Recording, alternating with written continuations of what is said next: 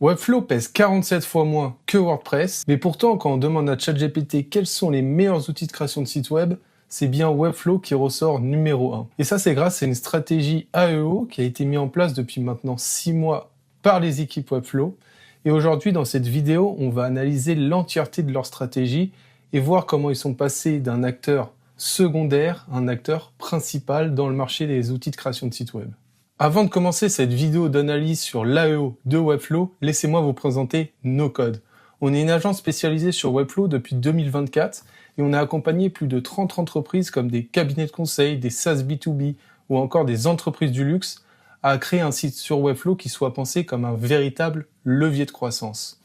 Et aujourd'hui, on est pionnier sur l'AEO en France pour avoir un site facilement lisible par les intelligences artificielles. Et moi, je suis Amaury Deluca, le fondateur et CEO de cette agence. Et sur cette chaîne YouTube, je vous partage un maximum de valeur sur les sujets liés à l'AEO, Webflow, le design, le branding, ou encore sur des workflows IA. Alors n'hésitez pas à vous abonner et à laisser un commentaire. Le véritable paradoxe dans cette analyse de l'AEO de Webflow, c'est la part de marché des CMS dans le monde.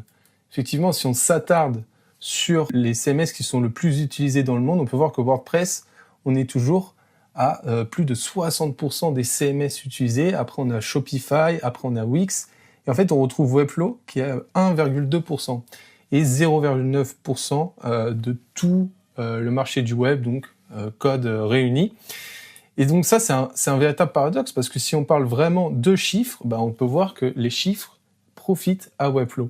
Si on s'attarde rapidement sur SEMrush, on peut voir que voilà, Webflow a un trafic organique de 1 million d'utilisateurs par mois, un trafic estimé à plus de 210 000 euros. En fait, cette statistique sur SEMrush, il faut savoir que si Webflow se mettait à faire du Google Ads, ils devraient investir plus de 210 000 euros pour avoir les positions qu'ils ont actuellement en organique. Et la stat qui est la plus choquante, c'est vraiment la recherche sur les IA.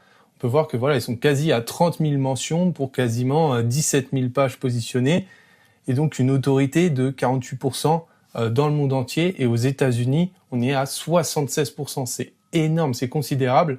Et en fait, ça, on peut le voir grâce aux sources qui sont le plus citées. Je pense notamment à YouTube. Webflow produit énormément de contenu à travers son blog, à travers YouTube, mais pas que. Je pense aussi à Reddit, et vous allez voir qu'aux États-Unis, en tout cas, Reddit pour les LLM, c'est une source vraiment indémodable et qui est vachement utilisée. Et Webflow a été très smart, les équipes de Webflow ont été très smart en créant un subreddit dédié à Webflow, où en fait, dedans, voilà, toute la communauté va débattre. Et du coup, ça va créer vraiment du branding, ça va créer des débats. On peut avoir du Webflow vers WordPress, on peut avoir tous les sujets possibles et imaginables. Nous, chez NoCode, ça nous arrive d'aller poser des questions techniques sur Reddit, comme on peut parler aussi aux équipes marketing de Webflow quand il y a une nouvelle features. Enfin voilà, donc ça leur permet déjà d'être présent, de créer une vraie communauté forte. Et vous allez voir aussi que c'est un vrai avantage chez Webflow, ils misent beaucoup là-dessus. Et à côté de ça, du coup, ça fait beaucoup de sources à citer pour les LLM. Et donc, comme je vous disais, ils sont présents du coup sur les 4 LLM majeurs. Je pense à ChatGPT, Claude, Gemini, Perplexity, qui est vraiment utilisé aux États-Unis, et surtout la search Google IA, donc les aperçus IA, Gemini, le mode IA. Donc voilà, et ça c'est pareil aux États-Unis. Ce qu'on n'a pas en France malheureusement encore, c'est l'aperçu IA. Donc, quand vous avez la search en SEO, vous avez un aperçu IA et Webflow ressort vachement. Et en fait, tout ça, ça vient du fait que il y a maintenant 6 mois, Webflow a décidé de se lancer dans un redesign de leur site web et notamment de la homepage pour justement aller gagner des positions, aller gagner une nouvelle audience sur ces intelligences artificielles. Parce qu'il faut savoir que voilà, Webflow mise vraiment beaucoup sur l'AEO pour leur propre entreprise et aussi dans leurs solutions qu'ils proposent aux partenaires, à nous les agences, ou même à vous si vous voulez faire votre site sur Webflow et ainsi de suite. Et du coup, concrètement, ils ont appliqué un framework où on peut retenir voilà trois grands thèmes. Le premier, c'est, comme je disais, la homepage. En fait, voilà, ils ont fait un article, donc si on s'attarde sur ce que Vivian Wang donc l'AEO et SEO Lead nous explique. En fait, il nous explique que la homepage, elle faisait le boulot, tout simplement, comme il disait, elle faisait le boulot, mais pour des humains uniquement. Et ça, c'est vraiment un point qui est très important à comprendre maintenant dans n'importe quelle stratégie AEO. Il faut que votre site, du moins votre homepage, soit compréhensible pour les humains et les intelligences artificielles. Et en fait, ça va passer par plusieurs éléments. Le premier, ça va être de signaler à l'IA son positionnement. Donc, Webflow, c'est un outil de création de site web. Donc dire, OK, on propose tel sujet, etc. Ça va être du coup de représenter la marque, ça va être d'avoir du contenu qui est facilement extractable, etc. Et donc, si on regarde vraiment la homepage de Webflow, en fait, c'est ce qu'ils mettent en avant. C'est-à-dire qu'il n'y a pas d'animation superflue, etc. Avant, ils misaient beaucoup sur ces sujets-là, c'est-à-dire avoir de très belles animations, du scroll effect, l'effet wow, etc. Alors que maintenant, en fait, on retrouve toutes les informations de Webflow sur la homepage. Donc là, par exemple, on peut voir que Webflow, il est pensé comme un outil pour build ensemble, pour publish dans le scale, pour optimiser son growth marketing. On peut aussi avoir des témoignages clients avec des chiffres clés. Ça, c'est excellent pour les LLM parce un LLM, quand il va aller scraper le site de Webflow, il va voir que un de leurs clients a économisé 6 millions de dollars par an, etc. Il va aussi voir que Webflow, on peut créer, manager via le CMS et optimiser via tout ce qui est add-on comme Webflow Analyze, Webflow I/O, etc. On peut voir aussi que Webflow, c'est un outil qui est pensé pour les équipes marketing, pour les équipes design, pour les ingénieurs, pour les agences. Et on a aussi du texte pour expliquer pourquoi il est pensé pour ces personas-là, ces ICP-là, pardon. Et aussi, on peut voir que tous les textes sont très courts et sont très bien rédigés. Voilà, donc en fait, on va à l'essentiel. Une IA, ce qu'elle veut, c'est scraper votre site, avoir un code qui est facilement lisible, donc il n'y a pas de JavaScript à l'infini, et qui a toutes les informations nécessaires.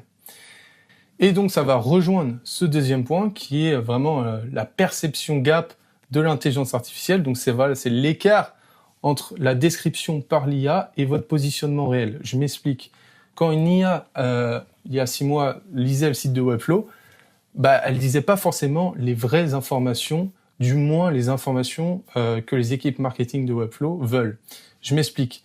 En fait, quand une IA va vous citer, elle va récupérer, comme je vous disais, les infos de votre page et d'autres sources, etc. Et si les informations ne sont pas contrôlées, donc l'IA ne peut pas accéder aux bonnes informations, elle va peut-être inventer, elle va peut-être mettre une autre source, etc. Et donc ça, quand on est une grosse entreprise comme Webflow et qu'on veut vraiment scale, c'est très important d'avoir les bonnes informations à jour, surtout qu'il y a beaucoup de features qui sortent tous les mois, etc. Donc il faut vraiment que l'information, ce gap soit le plus petit possible. Et donc, comme je vous disais, tout ça, c'est vraiment expliqué dans l'article sur cette refonte de la homepage. Et ça passe aussi, du coup, par ce que je vous expliquais, donc les subreddits, le YouTube, Wikipédia aussi, qui est énormément cité par les intelligences artificielles, et Webflow a pas mal de pages sur Wikipédia. Et du coup, le troisième point, c'est ce qu'on appelait les 3 couches de mesure. Ça c'est plus pour en fait, le sujet maintenant pour Webflow n'est plus tellement de dire OK, on veut contrôler l'info, etc. Ça va vraiment être de mesurer ce qui est dit réellement sur les intelligences artificielles. Et ça, actuellement, c'est vraiment le point le plus dur à mettre en place pour n'importe quelle entreprise, même pour nous les agences.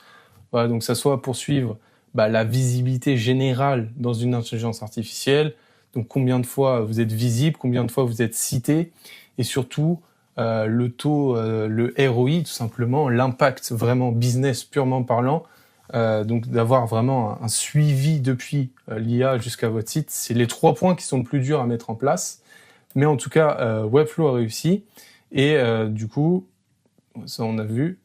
Comme je vous disais, le résultat, si on s'attarde ici, c'est que au niveau de la conversion, ils ont noté que 37% de l'audience issue des intelligences artificielles va convertir et seulement 14% de l'audience issue du non-brand NCO, c'est-à-dire une recherche organique hors Webflow, hors recherche de marque, convertit seulement à 14%. Donc vous voyez qu'il y a une progression quand même qui est conséquente, hein. On est sur plus de x2 sur la conversion liée aux IA. Et en fait, tout ça parce que dans une IA, vous avez un maximum de data. Vous voyez, bon là, ChatGPT invente des images, mais vous avez les points forts, idéal pour, freelance, etc., les limites. En fait, voilà, il est allé chercher déjà de la data sur la homepage, comme on voyait avant. Et voilà, donc tout ça, c'est passé par des changements concrets. Donc comme je disais, la suppression des animations en scroll. Le code, il est simple et efficace. On supprime du JavaScript. Le contenu, il doit être présent dès le chargement. Faut que ça aille vite. Quand ça va scraper, faut que ça aille très vite. Faut pas que ça consomme trop. Donc, il faut les bonnes informations. Le copywriting, qui est vraiment axé résultat client. Comme je vous montrais, les chiffres clés sur la homepage directe. Si on regarde, après l'aérosection, on a une deuxième, troisième. Ça arrive dès la troisième section, donc c'est vraiment très rapide. Les schémas make-up, donc les données structurées, ça on en a pas parlé, mais c'est hyper important, d'avoir des données structurées qui disent cette page, c'est une page organisation, on parle de tel sujet, la personne qui a rédigé cet article, c'est telle personne, etc. Donc voilà, des schémas.org sur tout le site, et bien rédigé, très important. Et le dernier point, c'est le llm.txt. En tout cas, Webflow trouve qu'on prête trop d'importance à ce sujet-là. Moi, je le pense aussi. Donc le llm.txt, pour ceux qui ne savent pas, c'est comme le robot TXT en SEO. C'est un fichier qui est censé être lisible par les IA, où dedans on met un maximum de data, mais c'est pratiquement jamais utilisé par les intelligences artificielles. Et donc, on arrive sur 5 sessions à appliquer pour améliorer votre AEO. Si vraiment on se base sur cette strate de Webflow, comment nous, à notre échelle, nous pouvons l'appliquer. La première chose, c'est auditer ce gap de perception entre votre positionnement réel et l'intelligence artificielle. Pour ça, allez sur ChatGPT, posez des questions sur votre entreprise, donnez le lien de votre site. Est-ce que tu arrives à lire mon site ? Quelles informations ressortent, etc. Et déjà, vous allez voir que il y a peut-être un problème justement sur ce gap, et c'est qu'il y a un problème sur la structure de votre site. Et donc le deuxième point, c'est de réécrire justement tout ça en pensant aux résultats concrets, chiffres clés, témoignages, c'est hyper important. Je pense que dans n'importe quelle entreprise, on a de la data à donner, même si c'est pas forcément chiffré, on a des témoignages, etc. Mettez-les en avant. Pareil, mettez en avant vos équipes, montrez que vous êtes humain, vous êtes une organisation, c'est super important. Ensuite, simplifiez la technique du site. Pour ça, je ne peux que vous conseiller Webflow, qui est optimisé justement pour ces sujets AEO. Pareil pour les schémas make-up, donc les données structurées, Webflow est pensé pour. Et enfin, le 5e point, c'est la présence communautaire. Plus généralement, je dirais le branding. Construisez une vraie entreprise. Webflow, ils sont super présents sur Reddit, ils ont un blog qu'ils alimentent tout le temps, il y a aussi énormément d'événements quand vous êtes Webflow partner, ils font énormément de webinaires, ils communiquent beaucoup, c'est super important. Et en fait, tout ça, ça crée une communauté soudée, on va parler de vous, le branding, c'est le point le plus important en SEO et maintenant en AEO. Donc créez-vous une communauté, communiquez. Et déjà, avec ces 5 points, vous allez voir que vous allez déjà mieux contrôler l'information qui est dans l'intelligence artificielle. Vous allez être plus naturellement cité par des sources. Et en fait, tout simplement, plus vous êtes cité, plus on parle de vous, plus vous êtes visible, que ce soit dans la vraie vie et dans les intelligences artificielles. Et vous avez du coup tout votre site qui est optimisé pour. Merci à tous d'avoir suivi cette vidéo. Comme je vous expliquais, nous chez NoCode, on est vraiment pionniers de l'AEO et c'est des sujets qu'on maîtrise. On accompagne nos clients à créer des sites pensés pour être lisibles par les IA. On les accompagne aussi sur tous les sujets liés au branding et au design. Donc si vous avez besoin d'un audit offert, n'hésitez pas à me contacter. Vous avez notre formulaire de contact ou si vous préférez prendre un call directement avec moi. Je vous souhaite une très bonne journée ou une très bonne soirée. Je vous dis à très vite pour un nouveau sujet lié au SEO, à l'EO ou à Webflow. Ciao!